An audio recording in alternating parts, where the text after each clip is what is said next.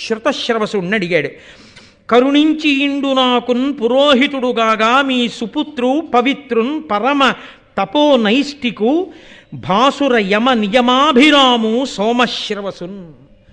యమనియమములనబడేటటువంటి గొప్ప అష్టాంగయోగం తెలుసున్నవాడు, ఇంద్రియములను నిగ్రహించినటువంటి వాడు, అపారమైనటువంటి తపస్సంపత్తి కలిగినటువంటి వాడు, పరమ నైష్ఠికమైనటువంటి జీవితాన్ని గడుపుతున్నవాడు, నియమములను పాటించగలిగిన వాడు, నిత్య నైమిత్తిక కర్మలను నెరవేర్చేటటువంటి వాడు, వేద ప్రమాణమును పరిపూర్ణంగా నమ్మినవాడు, భగవద్భక్తి కలిగినవాడు, నిరంతర హోమ జపములను చేసేటటువంటి వాడు, అటువంటి మీ కుమారుడు మాకు పురోహితుడుగా వస్తే నా వంశం నిలబడుతుంది, నాకు రక్షణ కలుగుతుంది.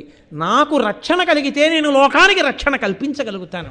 కాబట్టి నాకు రక్షణ ఇవ్వగలిగిన వాడు నీ కొడుకు. ఇది విశ్వాసం అంటే, ఇది మంత్రం మీద నమ్మకం అంటే, ఇది వేదం మీద నమ్మకం అంటే.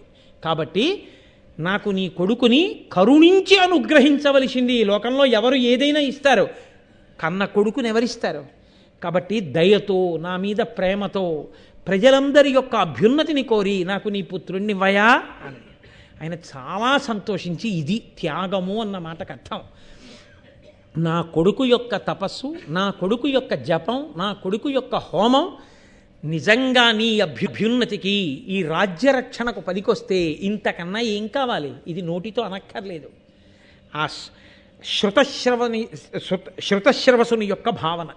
వెంటనే ఆయన కొడుకుని పిలిచి, నాయనా ఇదిగో జనమేజయ మహారాజుతో బయలుదేరు, ఆయనకి పురోహితుడిగా ఉండు, పురోహితుడిగా ఉండి రాజుని రాజ్యాన్ని కూడా కాపాడు, నీ యొక్క వైదికమైన అనుష్ఠాన బలంతో రక్షించమని జనమేజయునికి పురోహితుడిగా పంపించాడు. పురోహితుడితో కూడినటువంటి జనమేజయుడు సంతోషంగా రాజ్య పరిపాలన చేస్తున్నాడు అన్న దగ్గర ఇవాల్టి ఉపన్యాసాన్ని ఆపి, రేపటి రోజున అత్యద్భుతమైనటువంటి ఆఖ్యానం, ఉదంకోపాఖ్యానము అంటారు.